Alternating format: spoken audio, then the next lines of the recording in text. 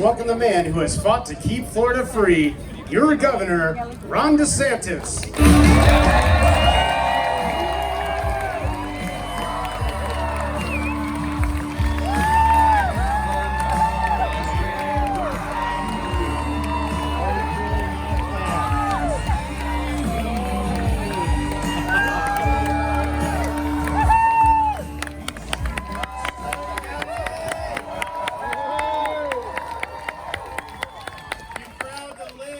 Free state of Florida. Are you going to work on November 8th to keep it that way? How many of you have already voted? Some. How many of you are waiting till Election Day? What about in-person early vote? Anyone for that? Okay. You know, if you do in person early, then you get a flat tire on Election Day. It doesn't matter. So I don't want any of you, if you wait till election, that's fine, but I don't want any little hiccup in your life and say, oh, the governor doesn't need it, I'm not going to go. You guys must go and vote and find a way to do it. And why not? I mean, if you think about it, 4 years ago, we had a very close election for governor in Florida. Like half a percentage point away, and we were able to be successful, and that was important at the time. But little did we know that you'd end up having governors locking kids out of school for a year and a half, taking away people's freedoms, forcing shots, all these different things. And I can tell you this, if I had not won, that would have happened in the state of Florida, okay? And it could still happen here, if you want to know the truth. So we had to make decisions about whether you wanted to lock down or lift up. And we lifted people up in this state. We protected people's freedoms and jobs and businesses. We made sure our kids could be in school in person all 5 days a week, just like they're supposed to be. Woo! And there were a lot of people that didn't want that to happen. We took a lot of grief from political opponents and media entities and bureaucrats. But you know what? We were right to keep Florida free. Yeah. We also were able to, so if you look now, they just did the economic numbers state by state. Our unemployment rate came in at 2.5%. That's the second lowest monthly rate in the history of the state of Florida. Yeah. What you have to do is you got to go to work. And so we are going to reduce by 50% all tolls in Florida for all of our commuters.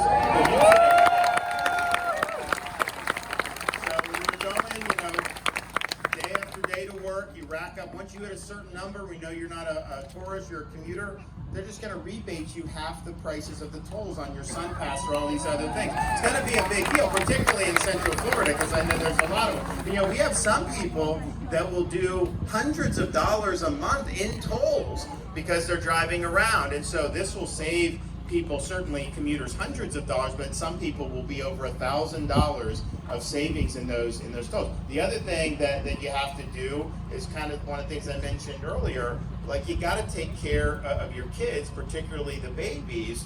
And so we looked at what we did this year for the sales tax holiday for 1 year. And we said, you know what, in Florida, it's hard enough raising kids nowadays. You know, let's make that tax-free as much as we can. So we're going to do permanent no sales tax on diapers and wipes and cribs and strollers and all that stuff. So we want the families to succeed. I think, and the thing about it is, I remember when we had our first, I didn't realize how expensive these strollers are. I mean, good Lord. And some of them has gizmos on it, and I never figured out how to work those. But it's just like, okay, so maybe if you're spending hundreds and hundreds and hundreds of dollars for a lot of this stuff, maybe not have to do tax is going to make a big difference. So we're doing, and we're also going to do like kids equipment, sports equipment, a bunch of other stuff, books. We're going to do 2 back-to-school holidays, so not just leading into fall semester. We're going to do it for spring semester as well, so you get 2 bites at the apple for back-to-school holidays. But you got to take care of the kids. kids. It's not like you just can decide not to on that, particularly with the diapers. If you don't do that, you get really messy really quickly. Another thing we're doing, because again, this is something you have to do, is we're going to have no tax on pet food in the state of Florida. I think that's going to be huge for people. Got to take care of the pets. Very, very important.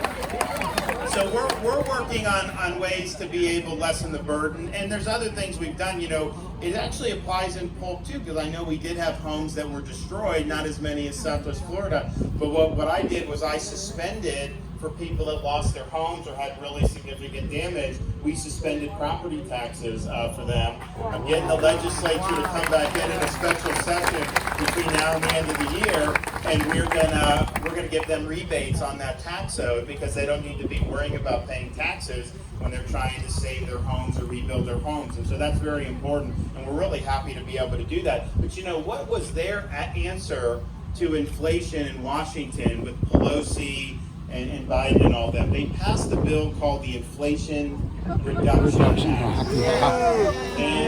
And even now, a lot of the media admits it doesn't reduce inflation. Hell, it doesn't even have anything to do with inflation. If anything, it's going to increase, because they actually impose taxes on energy, on different types of oil and gas. So why would you do that when gas prices are high anyway? So they did that. But one of the things they did in that bill was they created 87,000 new IRS agents. And I can tell you, those IRS agents, they are not going to be going after limousine liberals who support the current government. They're going to be going after you. They're going to be going after people who they don't like. And that is going to sick a lot of government power on an awful lot of people. And the thing is you go after like some sole proprietor, they don't have access to fund accountants and lawyers to be able to fight the audit. So they know that those folks aren't going to be able to handle it, so they just bring the power of the IRS down. They're going to crush a lot of people in this country. And I just think, like, we shouldn't be doing 87,000 IRS agents. We should be doing 87,000 Border Patrol agents. Yeah.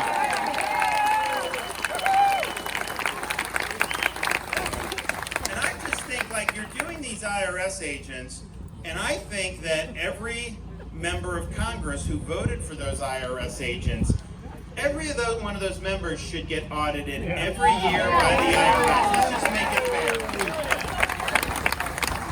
And you wonder the slop that they're producing in Washington with people like Pelosi. You know, she's been there so long. Why do we not have term limits? If we did that, it'd be a lot better. So we're going to continue outpacing the nation on economy and on our budget and how we run things, but we know that there's some storms on the rise, and hopefully they retire Nancy Pelosi. I think we're going to get it done. One of the things we've done very well here, and it wasn't always popular or fashionable, is we have been, without question, 100% a law and order state. And that means a law and order sheriffs like Grady Judd.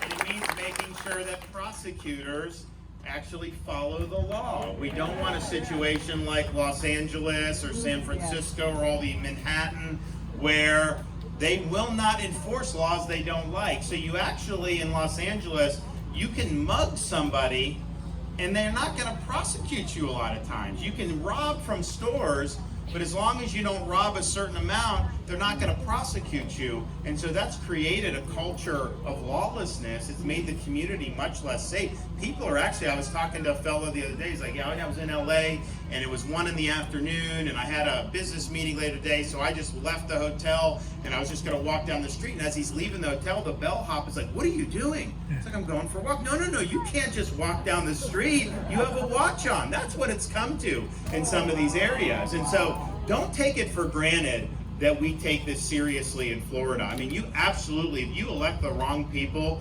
they will try to turn Florida into a California, into a Chicago, or into some of these places. That's just the mindset, that's just what they're gonna try to do. But one of the things we saw when they were doing the rioting and and all that all throughout the country. We said, that's not happening in Florida. You know, when they were doing the Minneapolis riots, I called out the National Guard here in Florida to say it's not going to work. Not in Florida. And then we signed, I got the legislature to do legislation to make sure that people who are engaging in rioting or looting or mob violence, you know, don't get treated like they do in Portland, where they just slap you on the wrist and let you do it again day after day. That's unacceptable. So in Florida, you know, if you're engaged in that type of activity, rioting, looting, you're not getting a slap on the wrist. You're getting the inside of a jail cell. We're holding you accountable.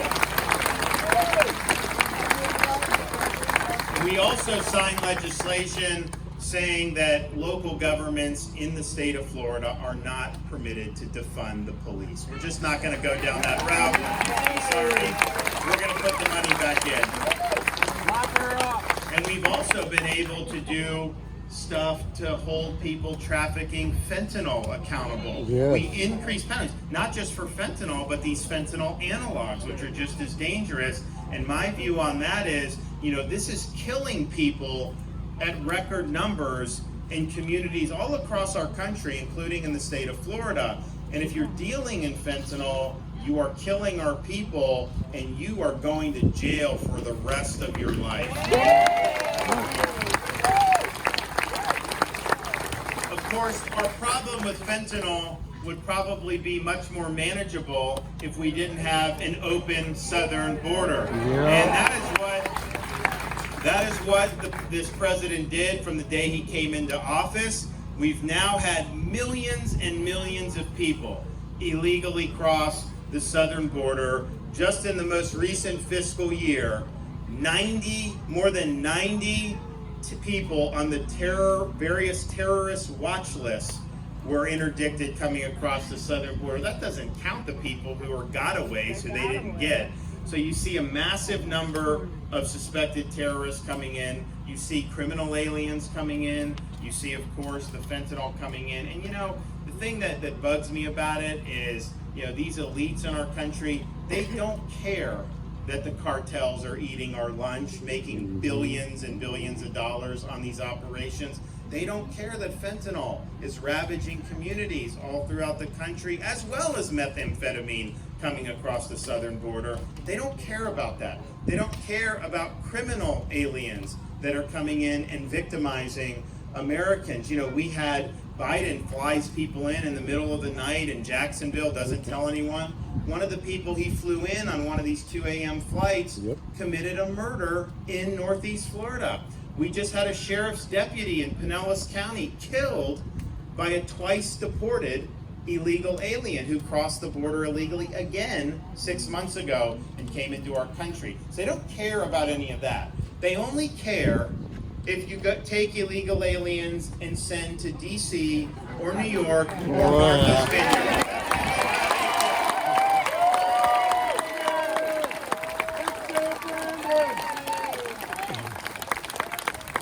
But you know what? People said, oh, you know, because they have buses going, planes, all this stuff. Now what's happened?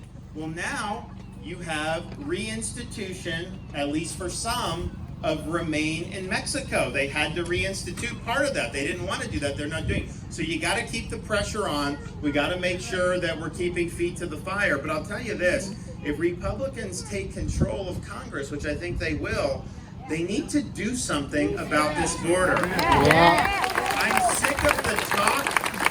I'm sick of putting out, you know, whatever statements you're putting out, you know, some of these people in Congress, and some of them are friends of mine, but, you know, the time for talking is over. You know, in Florida, we don't talk, we act.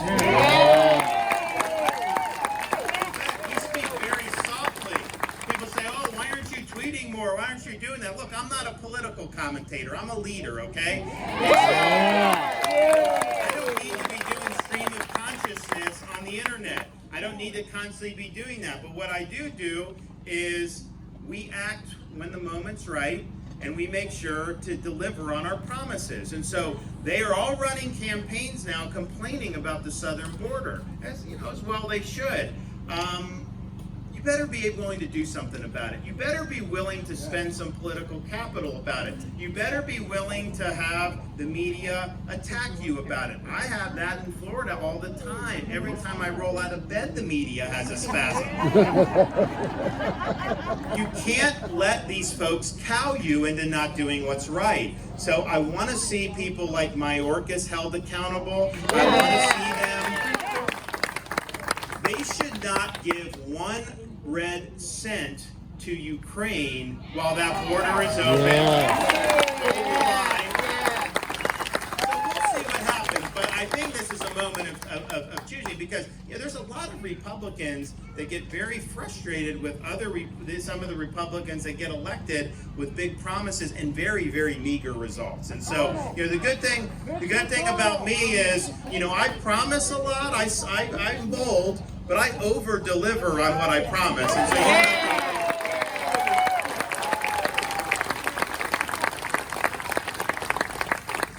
one of the ways we've led as well is on the issue of education.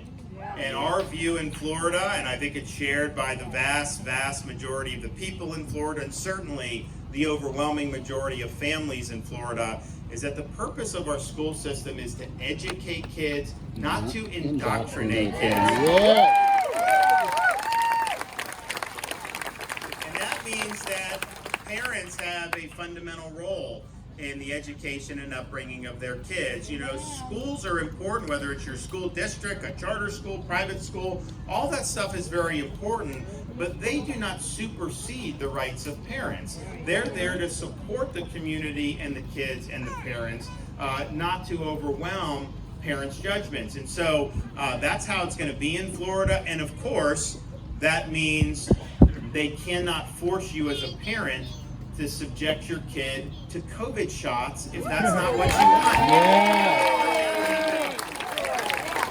And fortunately for you, see, I'm always one step ahead of this stuff. We banned that last year. We banned the COVID jabs for kids. You can't mandate it. That the parents can make those decisions. Now, in Florida, under our Surgeon General, who's a great guy, Joseph Ladapo, we recommend in Florida that parents do not give mRNA shots to healthy kids. But you know what? It's a free country, and if you want to do something differently, but we are not going to allow any school or school district to say your kid doesn't get an education unless they get the latest COVID.